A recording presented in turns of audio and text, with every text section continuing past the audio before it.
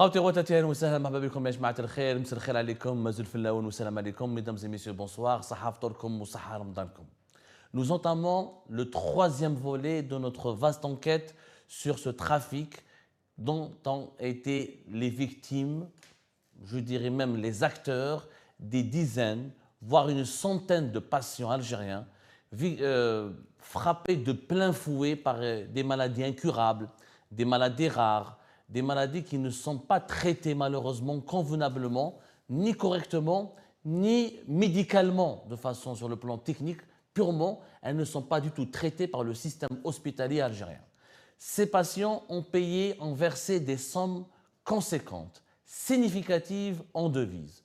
Mais malheureusement, leurs transferts médicaux, leur assistance médicale en Europe les a virés au cauchemar, puisque juste après un visa en Espagne, la majorité de ces patients algériens se sont retrouvés dans des situations extrêmement précaires, sans papier en France, vivant comme des SDF, logés par les services sociaux français et soignés finalement par l'aide médicale de l'État français, à savoir une gratuité des soins qui est assurée aux étrangers en situation extrêmement pénible et sans papier. Comment ce cauchemar a été rendu possible? Nous avons déjà publié ou diffusé 2 épisodes de notre enquête. Dans les 2 épisodes, nous avons ramené des témoins. Une enquête suppose des témoins. Une vérité suppose des faits racontés de façon précise et de façon concise. Dans les 2 précédentes émissions que nous avons diffusées depuis le début de ce mois de mars, depuis le début de ce ramadan, des témoins, des patients algériens ont reconnu avoir versé des sommes conséquentes en devises, pensant naïvement qu'ils allaient être pris en charge par un opérateur privé algérien qui s'appelle ADM International, qui est basé dans la wilaya de Tizi Ouzou et qui dispose d'un certain nombre de bureaux à Alger et dans d'autres régions du pays. Une fois transférés en Europe, une fois arrivés en Espagne, ces patients algériens ont découvert le pot aux roses, on va dire, ou ils ont découvert la supercherie, puisqu'ils n'ont pas été soignés, ils n'ont pas reçu les soins pour lesquels ils avaient payé 10 000, 15 000, 20 000, 30 000, voire jusqu'à plus de 50 000 euros pour certains patients. C'était juste des rendez-vous de diagnostic et au bout de 1, 2, 3 mois, ils ont été contraints ou invités ou convaincus par cet opérateur privé qui les a transférés vers l'Espagne d'aller se réfugier en France, d'aller s'établir clandestinement en France pour demander l'aide médicale d'État et pour vivre des minima sociaux de l'État français, créant ainsi une vague d'immigration clandestine de patients algériens. Voilà un petit résumé de ce qui a été déjà révélé et rapporté dans notre enquête. Nous avons naturellement observé notre devoir de journaliste le plus proprement possible, le plus rigoureusement possible. Nous avons contacté la gérante d'ADM International, Mme Malika Houssine. Nous lui avons envoyé plusieurs courriels et plusieurs mails. Je l'ai eu même, nous avons même d'ailleurs lors de l'émission précédente, nous avons même partagé avec nos téléspectatrices et téléspectateurs le courrier qui nous a été adressé par son avocate. Donc, j'ai toujours, jusqu'à avant même de tourner ce 3e épisode, j'avais invité Mme Malika Houssine à venir se présenter sur notre plateau pour s'expliquer et répondre à nos questions. Elle a préféré ignorer totalement nos sollicitations. Je dois le dire au public pour qu'on ne nous reproche pas de ne pas avoir donné la parole à l'autre partie qui est accusée dans cette enquête par les différents témoins que nous invitons, que nous convoquons ou à qui nous donnons la parole. Cette fois-ci, dans ce 3e épisode, nous allons plutôt parler ou donner la parole ou parler avec un témoin clé de cette affaire, qui est une ancienne employée de cet opérateur ou organisme privé algérien chargé de superviser l'assistance médicale ou les transferts médicaux hospitaliers des patients algériens depuis l'Algérie vers l'Europe, notamment vers l'Espagne. Cette témoin clé a décidé de parler, elle n'a pas pu se présenter physiquement sur notre plateau, n'a pas pu répondre physiquement à notre invitation. Elle habite en Espagne et donc elle a accepté de participer à notre émission grâce grâce au téléphone ou via une connexion, on va dire, sécurisée. Et je voulais juste vous montrer les tas de documents que nous avons pu récupérer auprès de ce témoin clé. Ça, c'est des dizaines de visas obtenus par cet opérateur privé algérien qui s'appelle ADM International et qui a permis d'obtenir donc des dizaines et des dizaines de visas. Ça, c'est des passeports, des visas espagnols donnés à des dizaines de patients algériens. La majorité écrasante de ces patients algériens ne sont jamais revenus dans leur pays et arrivés en Espagne, ils n'ont jamais été soignés. Ils font juste des consultations un petit peu poussées, mais les soins, les interventions chirurgicales, les thérapies, tout cela leur a été dispensé ou leur a été offert par l'aide médicale d'État de l'État français dans des hôpitaux basés en France. Et en France, tous ces Algériens qui étaient munis d'un visa espagnol sont devenus sans papier, SDF, je dirais entre guillemets, parce qu'ils sont logés par le 115, logés par les services sociaux de l'État français, dans des hôtels, dans des foyers, de façon dans des conditions insalubres et dans des conditions d'urgence. Et ils sont encore une fois dépendants, ultra dépendants des aides médicales, de l'aide médicale de l'État français et des différentes aides sociales. Donc, cette témoin qui est avec nous s'appelle Linda Bentoumi. Linda Bentoumi, il sera avec nous par téléphone et j'ai l'honneur et l'immense plaisir d'accueillir avec nous sur notre plateau une personne qui a eu le courage et la lucidité de participer à notre deuxième volet de notre enquête la semaine dernière et qui a accepté bel et bien de revenir aujourd'hui parce qu'elle a une histoire assez bouleversante à partager avec nous. Nonchakou, influenceuse, très réputée, très connue sur TikTok, énormément suivie parmi les influenceuses franco-algériennes les plus suivies, championne dans les domaines, dans le sport des arts martiaux. Et je précise que je me permets de te tutoyer pour détendre un peu le climat, d'abord parce qu'on est entre Algériens, oui, malgré tout, et que la culture algérienne et le vouvoiement, ça ne colle pas trop. Donc nous, Chaco, tu présides un collectif de défenseurs des droits pour les enfants porteurs d'handicap.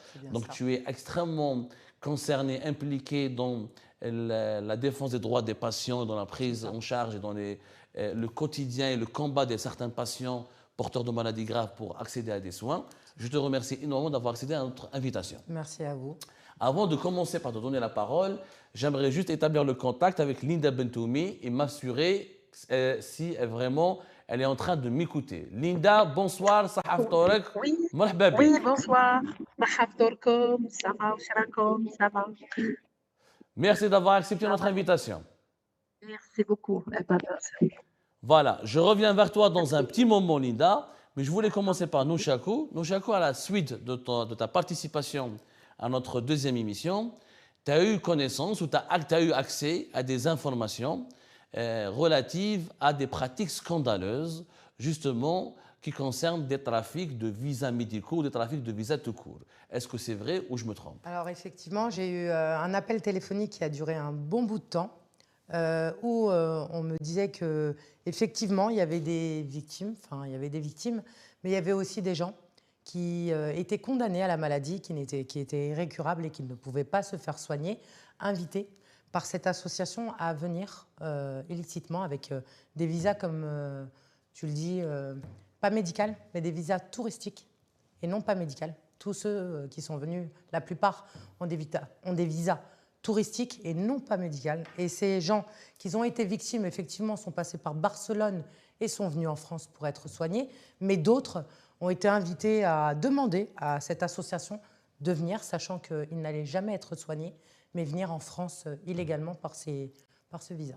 Donc, tu as eu connaissance d'un cas précis. Alors oui, c'est ça, un cas précis qui s'est approché de ADM International, voilà, pour demander, pour payer, pour verser une somme d'argent. En échange, en contrepartie, cette personne a reçu la promesse d'avoir un visa touristique pour venir en France, pour venir en Espagne, et ensuite, elle va griller ce visa et elle va s'établir clandestinement. C'est cela, en fait. C'est ça. Alors, cette personne s'est vue venir avec sa sœur, donc venir en Espagne, puis traverser directement la France avec sa sœur.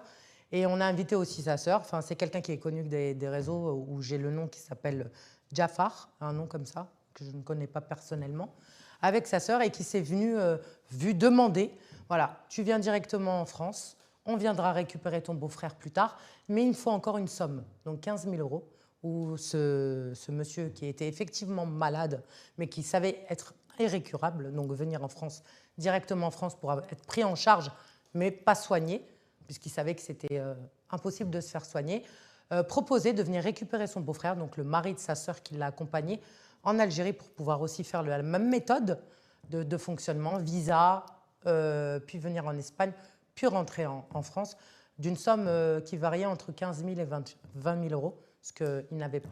Voilà, il ne pouvait pas refaire une autre cagnotte. Et donc, la sœur s'est vue repartir. Et cet argent va couvrir quoi?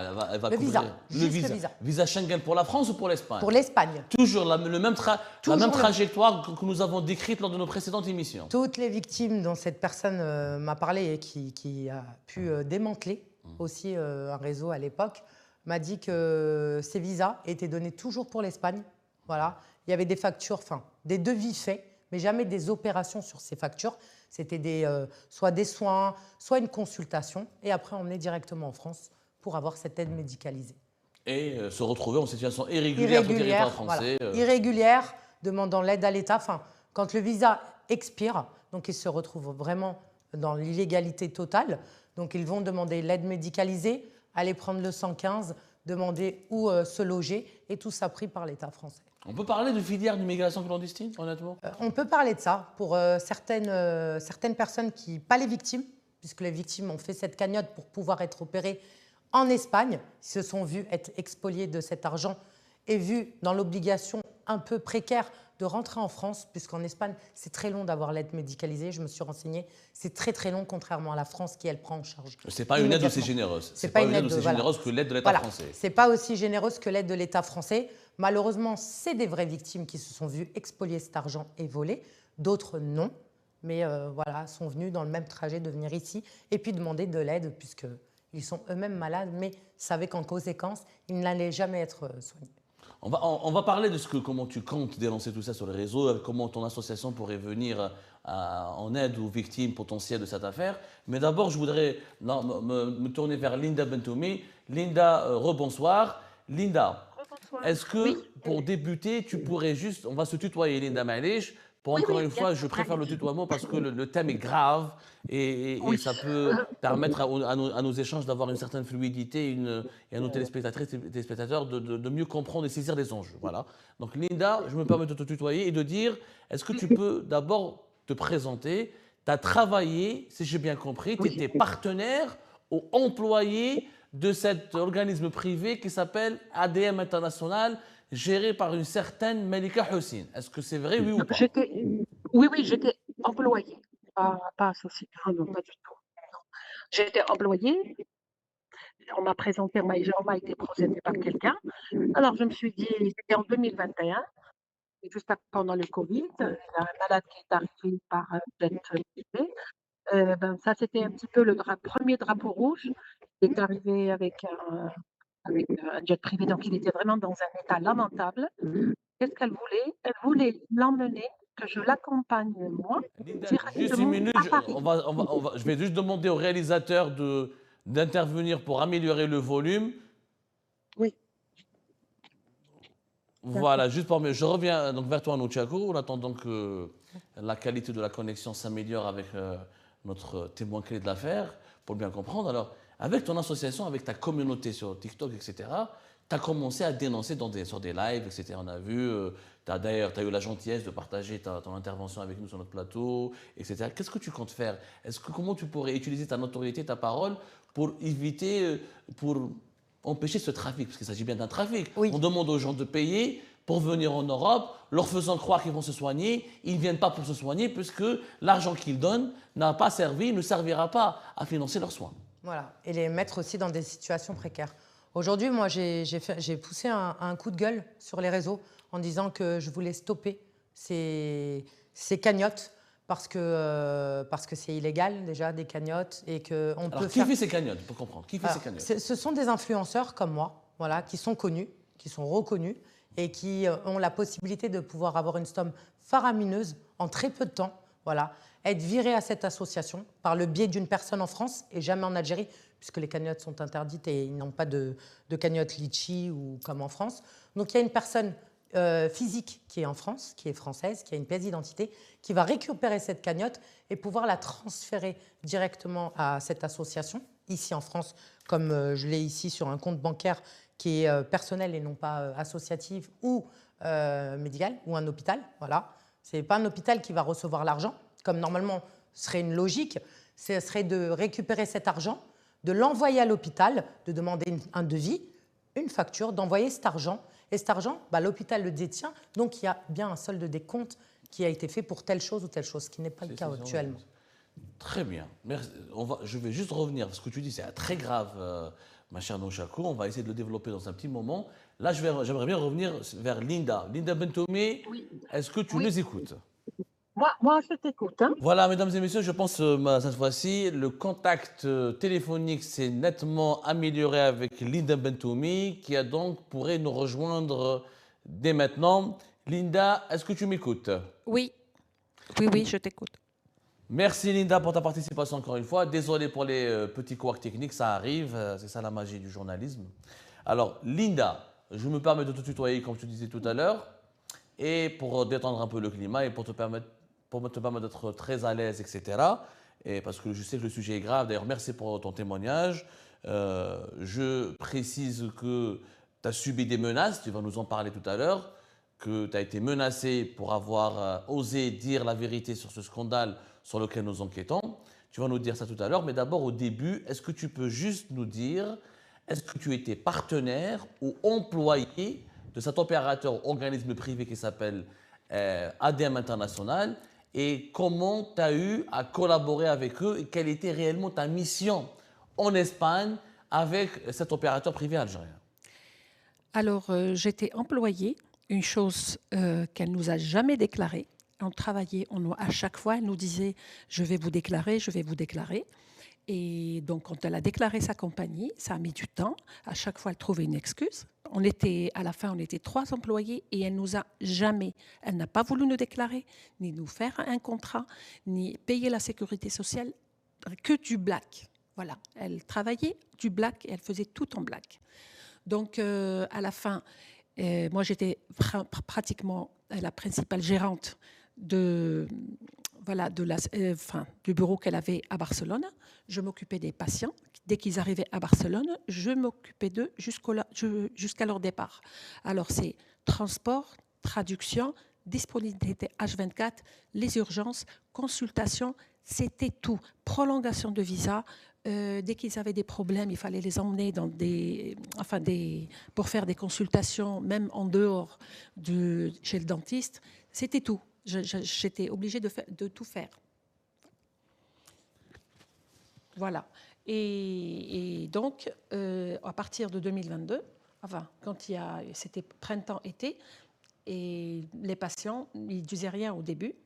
Vers la fin, ils commençaient à dire qu'ils avaient des cagnottes. Leur argent était déjà payé. Ils ont déjà envoyé l'argent à cette gérante, à cette propriétaire de cette boîte. Et que tout ce qu'ils venaient faire, c'était des consultations, explorations. Il n'y avait pas d'intervention. Et leur départ, c'était vers Paris. Voilà. Alors, elle leur disait qu'il faut partir à Paris pour finir les soins, par bus déjà, et il n'y avait aucun remboursement d'argent. Quand ils réclamaient en France, c'était des menaces. Elle les menaçait en France, elle leur disait je vais appeler mon avocat, il va contacter l'AME, la Sécurité sociale, ils vont vous bloquer la carte sanitaire et je vais appeler les flics pour qu'ils vous renvoient, qu'ils vous refoulent en Algérie. Donc, il y a eu quand même plein de cas. Il y a eu presque une centaine de personnes qui sont passées en 1 an et demi, sans compter ceux qui passent directement en France. Elle ramenait des gens en oncologie qui étaient condamnés avec des métastases. Elle leur promettait un traitement miraculeux. Ce n'était pas le cas. À la fin, ils étaient obligés de rentrer ou venir sur Paris pour se faire soigner. Et la plupart des gens, ils ont essayé quand même de récupérer leur argent d'une manière ou d'une autre, au moins pour tenir le coup en France, au moins pour pouvoir louer, pour pouvoir manger. C'était irrécupérable. Voilà, c'était des menaces. Et elle continue à faire ça. Donc moi, j'ai décidé de quitter parce que c'était insupportable.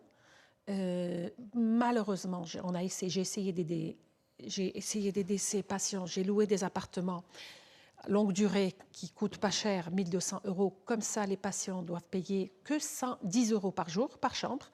Qu'est-ce qu'elle faisait, madame? Elle faisait de la sous-location et elle faisait payer 50 € par chambre par jour. Voilà, elle gagnait 6 000 € sur le dos de ces malades. Malheureusement, vers la fin, de toute façon, moi j'ai quitté et j'ai commencé à dénoncer. Qu'est-ce qu'elle a fait? Alors, Linda, oui. Permets-moi juste, avant de terminer ton histoire, que tu dis, il faut savoir qu'elle a parlé de toi, Malika Hussein, dans une vidéo, en réaction à notre première émission, au premier volet de notre enquête. Oui. Et elle dit que tu étais son que tu es son ex-belle-sœur, que tu étais sa belle-sœur, que tu es aujourd'hui son ex-belle-sœur. Et qu'elle t'accuse d'avoir manipulé ses patients et de les avoir entraînés ou de les avoir poussés à dénoncer sur les réseaux sociaux ou à nous contacter nous-mêmes pour dénoncer ADM International et pour essayer de saboter ADM International. Et elle dit qu'elle a même déposé plainte contre toi, etc. Et elle t'accuse de l'avoir même menacé quelque part. Nous avons même reçu un courrier de son avocate qu'elle m'a envoyé personnellement où elle dit que, sans citer ton nom, j'ai lu le document, mais elle fait allusion à une personne qui serait parente, une ancienne parente, éventuellement toi-même, qui aurait divulgué des informations privées de Malika Hussein et qui aurait menacé sa vie ou exposé sa vie à un danger. Alors, quelle est ta réponse à ces graves accusations? Qu'est-ce qui est vrai, qu'est-ce qui n'est pas vrai de ce que dit Mme Malika Hussein? Elle peut faire ce qu'elle veut, elle peut réclamer ce qu'elle veut, elle veut dénoncer ce qu'elle veut. Moi, j'ai toute la vérité et j'ai les patients. J'ai été contactée par des patients, ils veulent dénoncer, donc moi, je les ai aidés, c'est normal. Moi, j'ai déjà dénoncé ça depuis 2022. J'ai dénoncé ça en Espagne, j'ai dénoncé ça, j'ai déposé déjà 3 dénonces. L'affaire, elle est en cours et on va voir qui dit la vérité. Moi, j'ai toutes les preuves. Elle ne nous a pas déclaré. J'ai déclaré ça j'ai déclaré ça en Espagne. On a eu une cour l'année dernière, elle a perdu. Le jugement de son côté, c'est pas vrai. Et elle m'a dénoncé. Malheureusement, moi, j'ai pris un avocat en Algérie parce qu'elle m'a dénoncé en Algérie. Donc, moi, j'ai pris un avocat par l'intermédiaire de quelqu'un de justice. Finalement, qu'est-ce qu'il a fait, cet avocat? Il a vendu les documents. Il lui a donné tous les documents. J'espère qu'elle l'a bien payé. Et elle est venue en Espagne et elle a déposé plainte, révélation de secrets professionnels. Je n'ai pas révélé des secrets professionnels, j'ai révélé un trafic sanitaire humain, escroquerie qui se fait depuis l'Algérie. Voilà. Linda, tu dis que tu as déposé plainte. Oui. Tu as déposé plainte à quel niveau et où exactement? Et tu as déposé plainte pour quel motif? Moi, j'ai déposé plainte en Espagne et j'ai déposé plainte même ici en France, 3 fois. J'ai déposé 3 plaintes et on a déposé même avec les patients ensemble. Voilà. Alors, pour revenir aux faits, voilà, on montre nos téléspectateurs et nos abonnés et les gens qui nous suivent pourraient voir donc, les documents que nous avons pu récupérer qui illustrent vos propos. Effectivement, nous avons trouvé que vous avez vraiment déposé plainte ici en France. Alors, ma question d'abord, en Espagne, comment autant de visas on peut être délivré entre 2021 jusqu'à 2023 à des Algériennes et Algériens, alors que les relations diplomatiques et politiques entre les deux pays étaient froides. Il y a une crise diplomatique, il y avait une véritable froideur entre les deux pays. Comment ADM International a pu avoir autant de visas? Et on le voit bien, c'est des visas finalement, je ne sais pas, est-ce que tu peux nous répondre? Est-ce que c'est 80 ou 70% des gens qui ont obtenu ces visas médicaux, c'est des visas touristiques finalement, comme le dit Nochakou, c'est des visas touristiques pour des motifs médicaux? Est-ce que tous, ils ne sont pas revenus? Est-ce qu'il y a un pourcentage de personnes qui sont revenues ou est-ce qu'ils tous ont été réorientés vers la France pour basculer dans la clandestinité? Certains malades, ils sont rentrés parce qu'ils avaient pas le choix, ils pouvaient rien faire. Certainement une malade qui est rentrée en oncologie, une autre malade aussi qui a été arnaquée, mais alors là gravement parce qu'elle avait paralysée de la ceinture en bas. Elle est venue pour rien, 30 000 € ont disparu. Elle est retournée chez elle, justement. Il y a au moins, on peut dire, peut-être 3-4% qui retournent parce que ça y est, ils se trouvent dans la misère, ils ne peuvent rien faire. Donc, ils retournent chez eux. Mais les visas, c'est des visas touristiques. pour obtenir tout ça parce qu'elle paye. Parce que vous savez, quand on met une cagnotte de 60 000 € dans les poches, on peut payer jusqu'à 2 000 €. C'est pour ça que le rendez-vous de visa en Algérie est arrivé jusqu'à 20-25 millions. Hein, c'est à cause de ça. Les gens normaux ne peuvent pas payer, c'est trop cher. Mais bien sûr, si chaque personne paye 40-50 000, bien sûr, elle est même partie des fois avec des documents, elle est partie avec des dossiers. Ils lui ont donné un jour, je sais que j'ai connaissance, et même c'est connu en Kabylie, elle a fait le visa de 47 jeunes. 47 jeunes. Ils ont obtenu le visa. Des visas, encore une fois, des visas touristiques. Touristiques. Mais pour aller, est-ce que le consulat d'Espagne en Algérie, on lui dit, c'est sur la base de dossiers médicaux ou pas des dossiers médicaux? Non. Parce que les patients des Chifnahom, c'est des devis, est-ce que les devis sont réels ou là, ils sont imaginaires? Est-ce que vraiment il y a un contact avec les hôpitaux espagnols pour faire des prises en charge ou des attestations de soins ou des factures pro forma réelles validées par les hôpitaux espagnols? Pas du tout. Les devis, ils sont faits par elle. Ce n'est pas des devis d'hôpital. Je suis partie à Madrid, j'ai parlé avec la responsable et la question qu'elle m'a posée, ils sont où les malades? Ils sont où les patients? Je ne sais pas, à qui on a fait des visas. Parce que pour avoir un visa, on dépose 3 500 € ou 3 000 €. Alors l'hôpital, qu'est-ce qu'il fait? Les hôpitaux privés, ils écrivent une carte qui confirme le dépôt de 3 000 €. C'est une carte qui assure le visa. Et puis, quand on obtient les visas, ceux qui sont malades, ils viennent pour faire une simple consultation, une radio ou bien un IRM, et le reste d'argent n'est jamais transféré à l'hôpital. L'argent, les cagnottes sont transférées dans son compte personnel de la boîte, de la compagnie, mais jamais à l'hôpital. De quel responsable vous parlez à Madrid?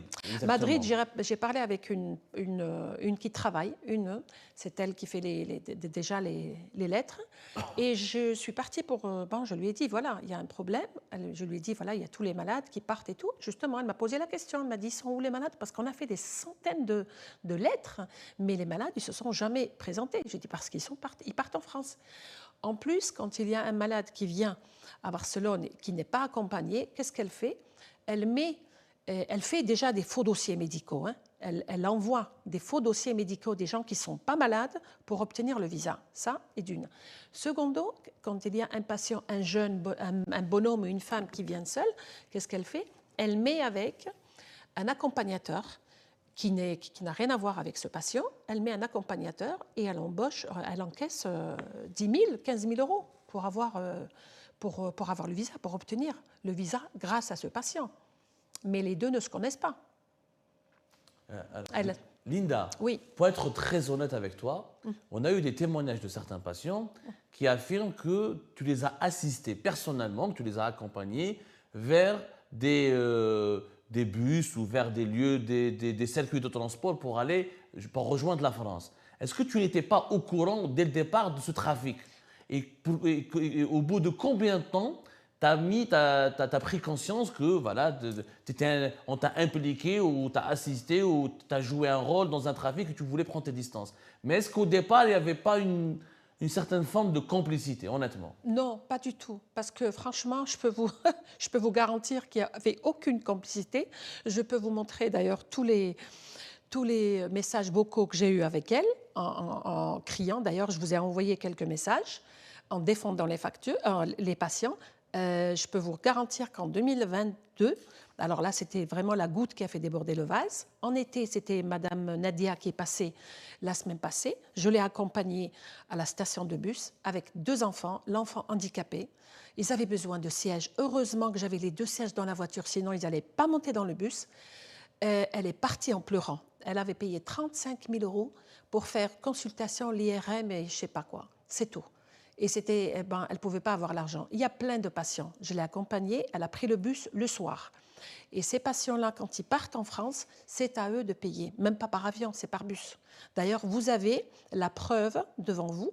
Je vous ai envoyé ça par email. Vous avez la liste des patients qu'elle a accompagnés en France.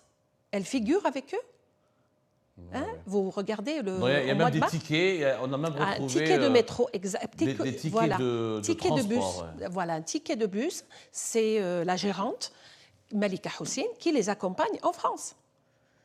Voilà, et pratiquement octobre ou novembre 2022, elle a ramené 3 familles, un enfant handicapé avec une tumeur cérébrale, un enfant handicapé et un enfant qui est aveugle. Elle les a accompagnés, ils les ont ramenés à Barcelone, ils sont arrivés le matin, elle a fait une réservation, soi-disant, la carte n'est pas passée, ils sont restés dehors pendant 5 heures dans le froid. J'ai dû m'en occuper, je les ai quand même hébergés et monsieur, jusqu'à présent, elle n'a pas encore payé les factures. D'ailleurs, vous avez le message vocal que j'ai eu avec elle, en criant. C'est inhumain ce qu'elle fait. Franchement, c'est inhumain. Linda, les patients qui arrivent, Oui. est-ce qu'ils sont conscients qu'ils vont se retrouver plus tard en France Franc. ou ils sont vraiment naïfs, ils ne savent pas de ce qui va se passer? Je vous ils assure. sont vraiment innocents. يعني ما كانش على بالهم والو. هما جايين في بالهم يجوا يداويوا في اسبانيا ومن بعد يلقاو c'est ça. Personne n'est au courant Je vais vous dire, la majorité, wallah, ils ne sont même pas au courant. Pourquoi? Parce qu'elle cible des gens de Tadchar. C'est des gens qui sont naïfs. Parce qu'ils ne s'imaginent pas qu'elle est capable de faire ça. Alors quand ils viennent, justement, il y a justement la goutte qui a fait déborder le vase. En mois de novembre, il y a un enfant qui est venu, d'ailleurs c'est chez les filles, et elle voulait l'envoyer en France. Et la maman, elle m'a dit, mon fils, il a mon argent, il a son argent, la cagnotte, je veux qu'il soit opéré à Barcelone. Moi, je n'ai pas envie de partir et souffrir en France, me retrouver en train d'attendre 3-4 mois pour avoir la carte et souffrir. Pourquoi? Elle a reçu l'argent de mon fils. La majorité des gens, ils ne sont pas au courant. Vraiment, je vous assure qu'ils ne sont pas au courant. Hein. Mais il y en a qui sont au courant parce qu'ils ils veulent passer ou ils viennent accompagner. Elle se charge de ramener un parent avec un enfant. Ensuite, elle leur dit de rentrer en Algérie. Et si vous voulez retourner en France, vous payez encore en plus.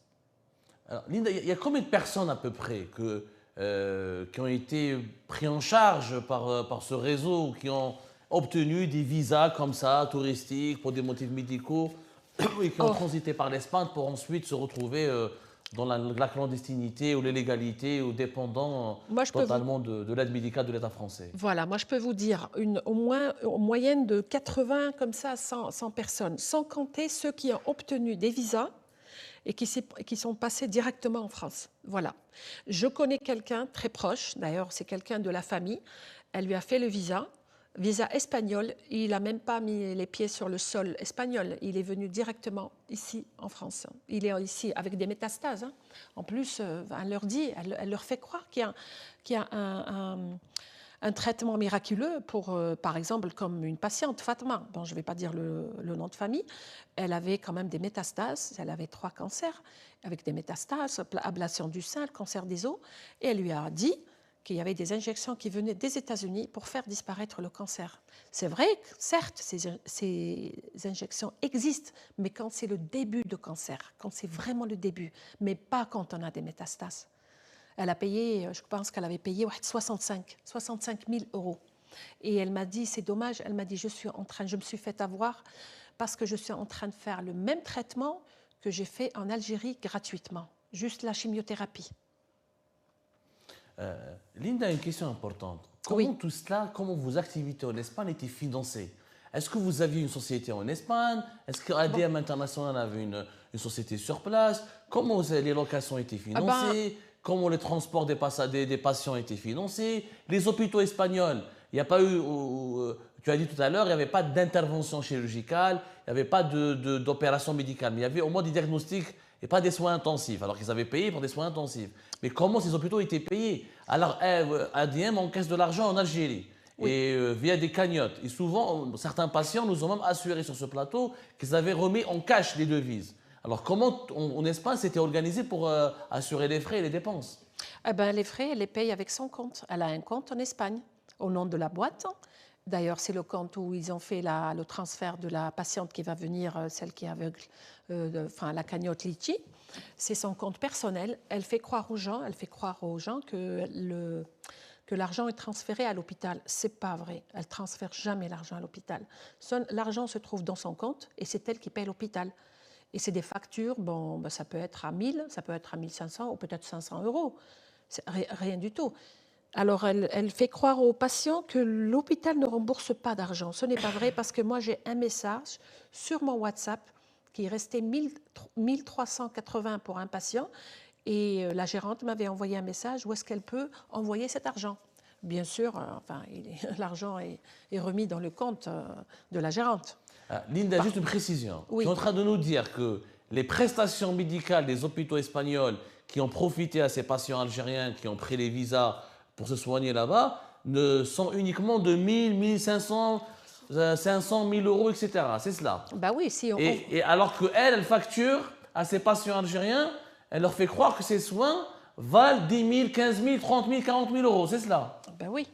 Ben les factures, c'est des fausses factures qu'elle fait. Ce n'est pas des factures de l'hôpital. Elle n'a jamais donné une facture de l'hôpital.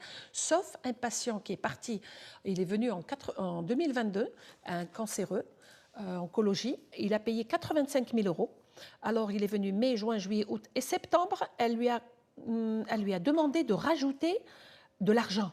Alors, elle lui a dit, écoute, tu m'as demandé 85 000 euros et je reste jusqu'à ce que je finisse mes soins.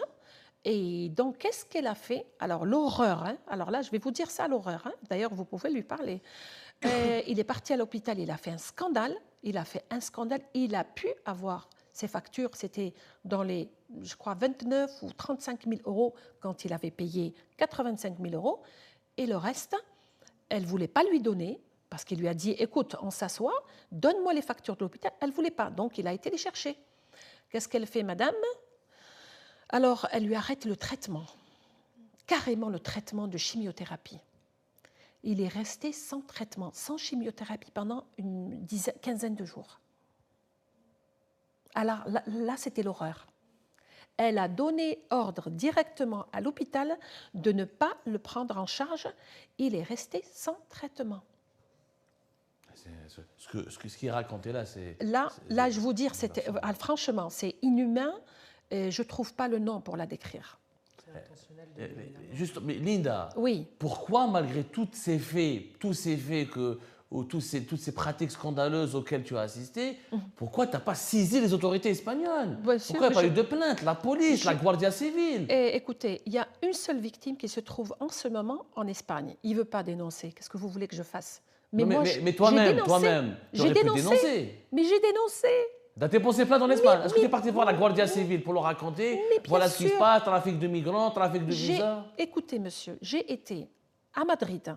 J'ai téléphoné tous les hôpitaux avec qui j'ai travaillé. J'ai dit, écoutez, cette compagnie, c'est une compagnie, ils sont en train du trafic sanitaire.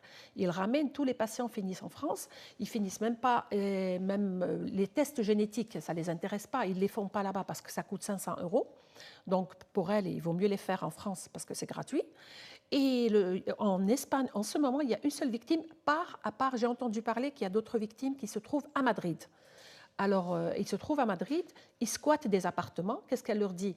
Elle ne rembourse pas d'argent, mais vous pouvez rester. D'ailleurs, elle-même, elle a squatté l'appartement des malades. C'est un appartement qui appartient à une vieille dame de 96 ans qui se trouvait dans une résidence et elle n'a pas payé le mois pendant 5 mois. Ils ont dû employer un groupe anti-squatteurs, 3 000 ou 4 000 euros, pour les mettre dehors. Et le deuxième appartement, il est toujours squatté. Et elle a dit clairement, d'ailleurs, vous avez une vidéo, vers la fin de la vidéo, elle a dit, je ne vais pas sortir des appartements. Qu'est-ce que vous voulez que je vous dise? Alors, Linda, justement, oui. Excuse-moi, mais on a vu sur les réseaux, ce qui semble être ton frère, ce qui semble être le partenaire ou l'associé de Malika Hussein dans cette drôle d'affaire. Il a diffusé une vidéo où on voit des images d'une personne qui serait toi-même, qui a été identifiée comme étant Linda Bentoumi, et dans une histoire de bagarre ou d'altercation avec un patient, et un patient qui t'accuse de le martyriser, de le violenter ou de le maltraiter ou de le mettre dehors, etc. Et la vidéo elle a circulé un peu sur TikTok, sur cette histoire. Alors, quelle est la vérité de ce passage? Qu'est-ce qui s'est passé durant cette scène? Est-ce que c'est toi d'abord? Et c'est qui cette personne qui te parle? Et quelle est la vérité sur ces graves accusations?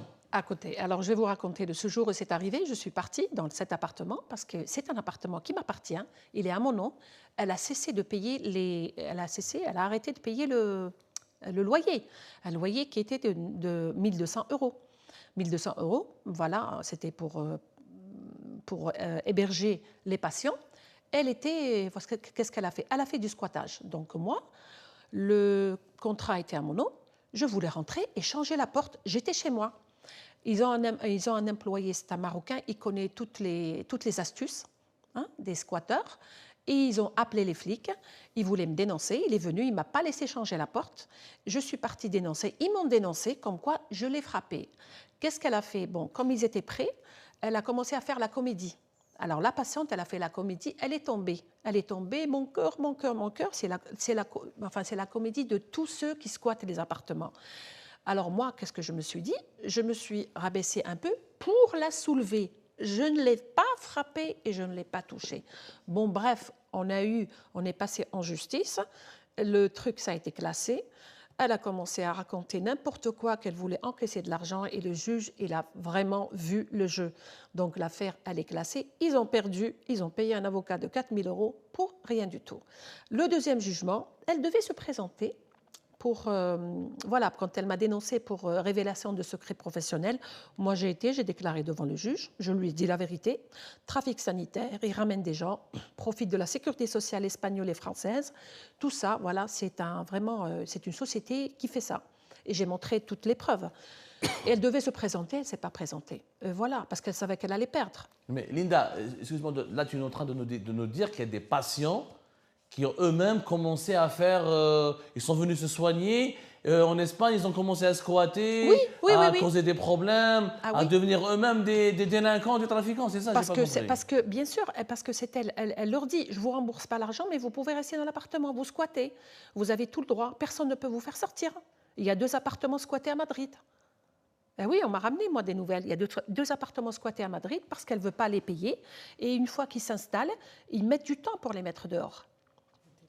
Linda, tout à l'heure, avant de commencer l'émission, lors d'un échange entre toi et moi, tu m'avais dit que tu te sentais menacée, tu étais effrayée, tu ne te sentais pas en sécurité depuis que nous avons commencé à médiatiser ce scandale et qu'auparavant, tu as été menacée ou tu t'es retrouvée dans des situations un peu compromettantes. Qu'est-ce qui s'est passé réellement? De quelle menace il s'agit? Alors, je vais vous dire, dès que ça a commencé, on vient chez moi, on me sonne chez moi à 1h du matin, 2h du matin, sans arrêt. Donc maintenant, je mets des boules caisses pour dormir.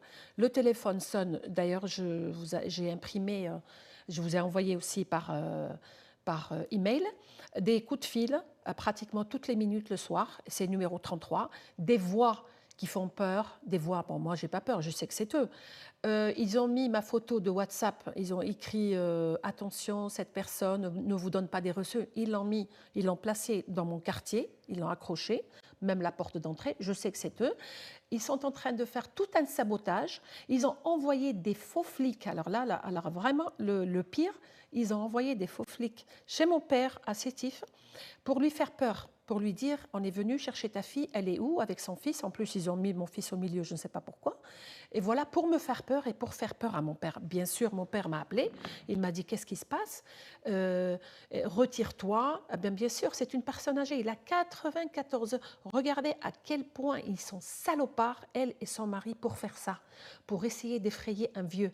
Parce qu'ils pensent que s'il m'appelle, moi, je vais me retirer. Je ne vais pas me retirer parce que moi, j'ai la vérité, j'ai tous les documents et j'irai jusqu'au bout. Elle m'a arnaqué, elle ne m'a pas payé, elle n'a pas arnaqué, elle a arnaqué mes collègues, des appartements. J'ai utilisé mes contacts de bonne foi pour aider les malades parce qu'ils sont escroqués. Et puis, je veux aider ces malades parce que moi, je suis passée par cette situation. Ma mère, Allah yarhamha, était malade pendant 5 ans. Elle est morte à l'âge de 40 ans, très jeune, et je sais ce que c'est. Et je ne peux pas permettre ça, parce que si ça ne s'arrête pas, elle continuera à faire la même chose, à arnaquer les gens. Et ça, il faut quand même mettre la main dans la main et arrêter ce trafic. Ce n'est pas normal. Parce que moi, ce que je conseille à tous les citoyens qui veulent venir, ils peuvent faire toutes ces interventions seuls. Ils n'ont qu'à contacter les hôpitaux, service international, ils parlent toutes les langues. Et leur argent, ils mettent leur argent dans leur poche, au lieu de se retrouver SDF en France.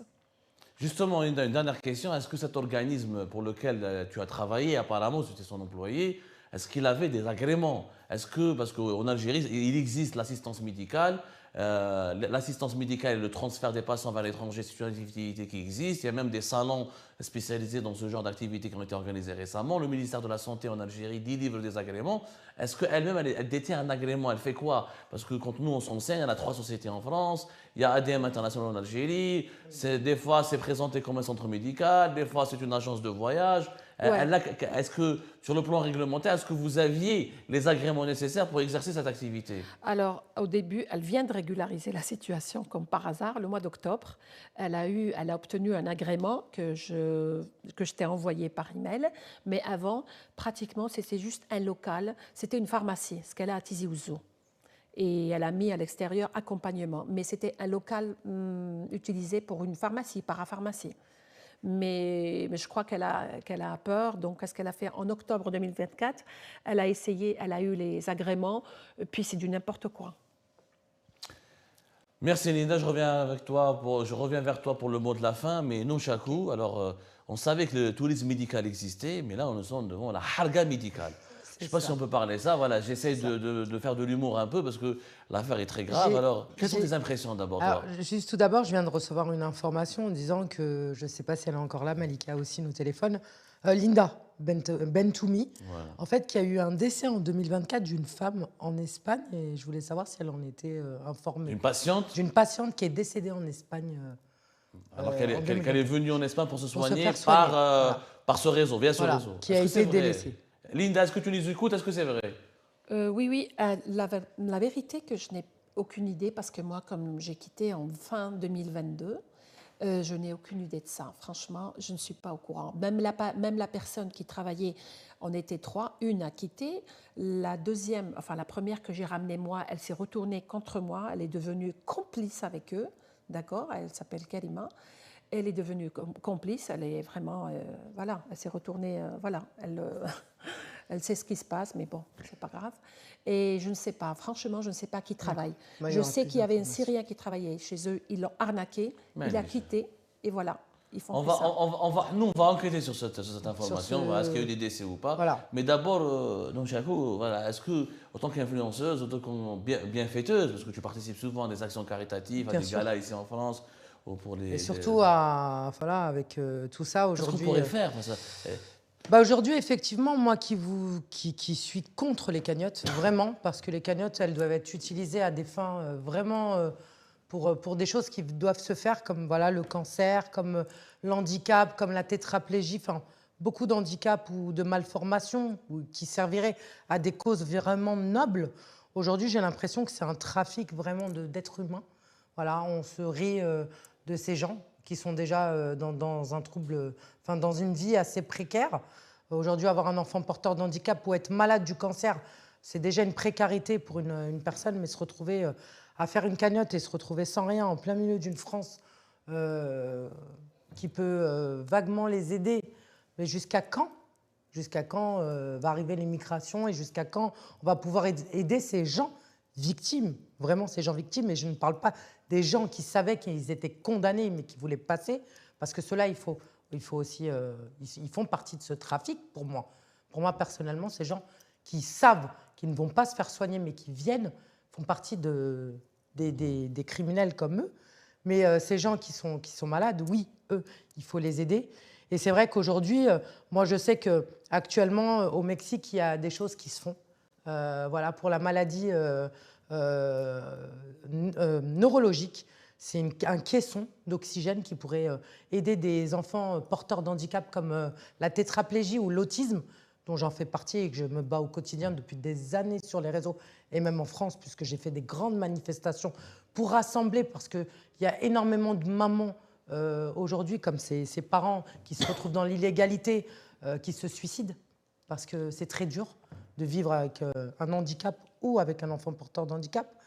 Et aujourd'hui, ces cagnottes-là, elles devraient être vraiment réfléchies, envoyées dans un hôpital, d'un hôpital à un autre, et non pas de personnes associatives qui sont dans le tourisme, parce que là, c'est du tourisme d'êtres humains. Et ça, je trouve ça aberrant que des gens puissent profiter du détriment des autres pour pouvoir s'enrichir. Pour moi, c'est... Voilà. Et j'appelle vraiment tout le monde à pointer du doigt ces cagnottes, à les arrêter, à les stopper.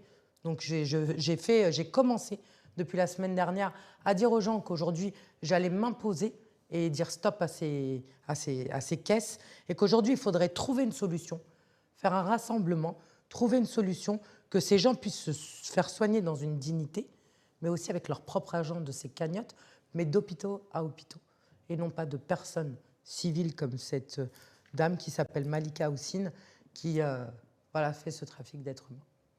Une dernière question pour toi, Linda. Oui. Qu'est-ce que tu souhaiterais, quel est le message que tu as envie de transmettre aux autorités algériennes? Parce que Malika Houssine dit qu'elle a déposé plainte contre toi en Algérie, elle parle de nombreuses plaintes, ou comme quoi tu es le diable absolu, etc. Est-ce que tu as un message précis à faire parvenir aux autorités algériennes qui sont, on le rappelle, les premières concernées, parce que ce trafic commence depuis l'Algérie. Donc c'est aux autorités algériennes de lancer une enquête rapidement, d'identifier rapidement les mécanismes sournois de ce trafic et d'empêcher à ce que les patients algériens soient, qu'on utilise qu'on utilise leur espoir et leurs illusions, et aussi on leur vole leur argent pour ensuite les renvoyer vers la précarité et l'immigration clandestine en France. Qu'est-ce que tu pourrais dire aux autorités algériennes, ma chère Linda? Voilà, je pense qu'elles sont au courant et que l'affaire, elle est en cours. Enfin, ça prend du temps. Tout ce qui est justice et tout ça, il faut vraiment des preuves. Premièrement, il faut quand même les témoins, il faut que les victimes qui sont en Algérie doivent déposer plainte. S'il n'y a aucune plainte, c'est très difficile d'agir, parce que même en Espagne, j'ai été quand même chez la police, mais pas une brigade spécialisée dans les fraudes. Je n'ai pas été à los Mossos d'Esquadra. Mais ils m'ont dit, tant qu'il n'y a pas, ces gens-là viennent légalement avec des visas. Il n'y a aucune victime qui a dénoncé en Espagne. Donc ils m'ont bien expliqué, tant qu'il n'y a pas de victimes qui ont dénoncé, c'est quand même difficile. Là en France, on a commencé. Inch'Allah, il y aura quand même, j'ai 2 ou 3 victimes qui veulent dénoncer en Algérie. Donc je vais essayer de faire tout mon mieux pour qu'ils dénoncent. Inch'Allah, on va arrêter ce trafic sanitaire, parce que c'est pas possible, on peut pas. Moi, elle m'a menacée, elle m'a dit viens, essaye de venir en Algérie, tu vas voir si tu vas sortir. Bon, et ou bien elle m'a dit écoute, personne ne peut rien faire contre moi, j'ai les bras très longs. Je lui dis on verra. Je dis tu as les bras très longs, mais on verra. La justice moi je crois en la justice algérienne, européenne, j'y crois. J'ai vraiment beaucoup d'espoir. Donc voilà, il suffit d'avoir 2 ou 3 personnes qui dénoncent en Algérie, et l'affaire, elle sera vraiment prise en charge. Comme en France, en ce moment, il y a une enquête. Pourquoi? Parce qu'il y a eu des dénonces. Justement. Voilà, il y a eu des dénonces. On commence à dénoncer. Inch'Allah, il y aura plein. Et je donne un message aux victimes qui n'ont pas dénoncé, aux victimes qui pleurent en silence, parce qu'il y en a plein. Alors écoutez, ayez quand même le courage. Elle vous a volé, elle vous a escroqué, elle vous a volé votre argent, vous vous êtes retrouvés dehors avec vos enfants, dormir à l'hôpital, au sous-sol de l'hôpital, comme il a raconté le papa du patient la dernière fois. Alors il ne faut pas avoir peur, même si vous êtes sans papier. Vous allez vous présenter chez la police, au 17e, vous allez faire la dénonce, il n'y a aucun problème. Je suis partie avec plusieurs passants sans papier. Ils vont rien vous faire. Justement, Linda, alors, on rappelle en dernier lieu que nous avons déjà accueilli sur notre plateau 2 patients qui ont déjà déposé des plaintes ici en France. Que voilà, on verra ce que les autorités françaises ou les services de sécurité en France vont décider des suites de ces plaintes-là. Nous, on continue de suivre ce dossier. On te remercie beaucoup, Linda, pour ton témoignage. Merci pour ton témoignage. Merci, bon courage pour la suite. Nous, on va continuer notre enquête. C'est le 3e volet. Non, Chaco, merci beaucoup pour ta participation, pour ce coup de main à notre enquête et pour les témoignages que tu as pu nous apporter toi aussi. Sur Algérie Park, nous répétons à la fin, comme je l'ai dit au début, j'ai invité personnellement Mme Malika Houssine à venir sur notre plateau. Je lui ai envoyé des mails, je lui ai envoyé une série de questions.